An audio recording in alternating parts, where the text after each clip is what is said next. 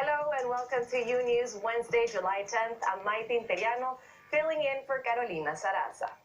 We begin today with a crucial moment for Obamacare. On Tuesday, a court of appeals in New Orleans heard arguments in favor and against Obamacare. As Lorraine Cáceres reports, this is just the latest step in Republican efforts to dismantle the law that offers health care coverage for millions of people. Threatens health care coverage for up to 20 million people that benefit from Obamacare, and that number includes more than 5 million Latinos. In Washington, Lorraine Cáceres, Unews.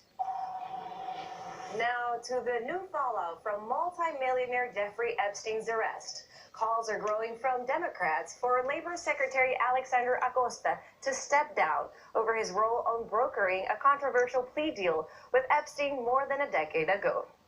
And Trump has not revealed the details as to what his fallout with Epstein was about. The Trump organization says Epstein was banned from Mar-a-Lago by Trump himself. Maity, now back to you. Thank you, Andrea. And in other news, meanwhile, the battle over adding a citizenship question to the 2020 census continues. The Justice Department was hoping to bring a new legal team to handle the case, but the federal judge has nixed that plan.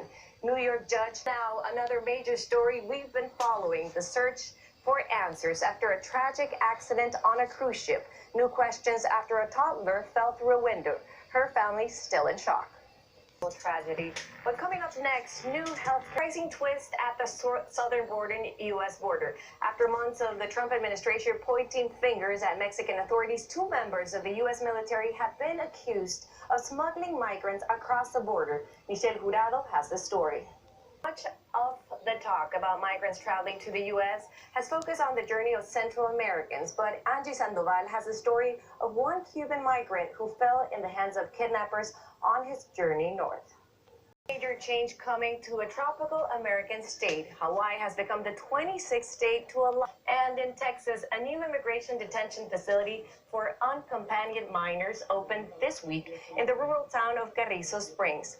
The facility, which used to be a dormitory for oil field workers, has capacity for about 13,000 children, but temporarily influx shelters such as this one and the one in Homestead, Florida, have come under criticism. Our reporter Pedro Rojas is in Carrizo, and to a new study that is revealing a growing Hispanic population here in the United States. And as Dulce Castellanos explains, it's the younger generations that are driving that growth. Let's look into it.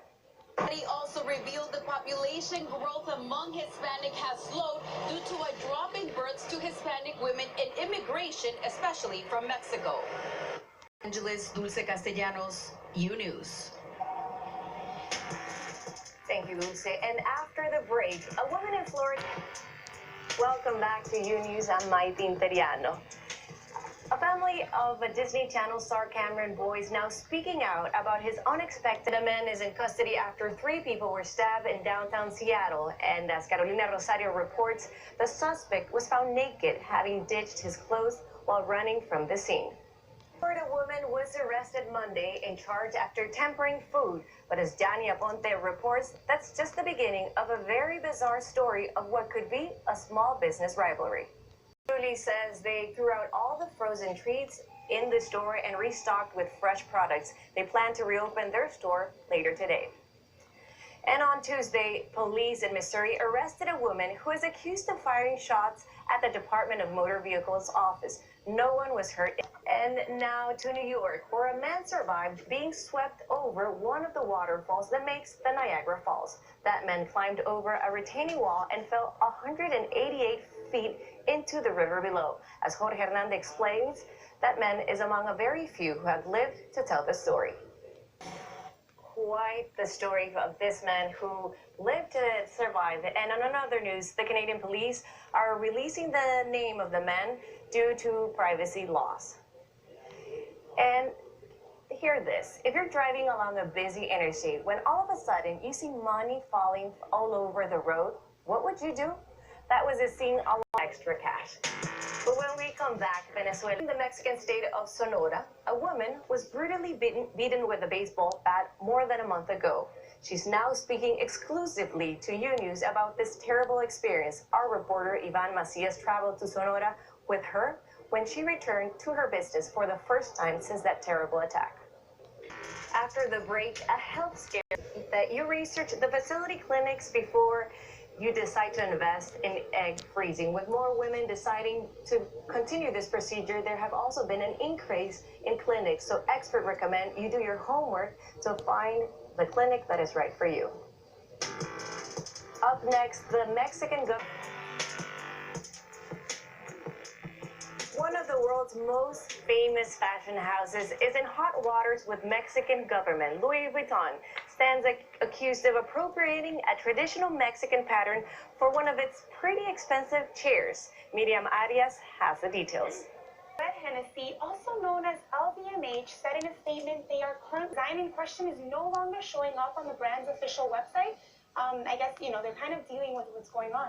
I think it's interesting. I think they should take it, Mexico should take it as something admirable that a company like Louis Vuitton wants to use their patterns. I think it's definitely something to be proud of. And hopefully, yes, the people who have created these will be able to benefit economically. How much was the chair? $18,200, and that's that one, but the other ones that are similar to it but different in design are kind of around the same price. So you would need to save up a lot of money. Quite a bit of money. But now I have one more thing I want to share with you and everybody watching. Okay. Are you and everyone a fan of pina coladas? Yes. Now, if you are, like us, you'll be happy to hear that today is journey, and it's sure one of the favorites. Is it your favorite? So it's up there on one of my favorites. I really like it. I'm a fan of the rum, so it kind of works, and I love pineapple. So today is a day to celebrate. Definitely. We're going to go celebrate, and I hope you do as well. That's all the time we have today. I'm Maity Interiano, and we will see you tomorrow. Hasta mañana. Salud with a pina colada. Definitely.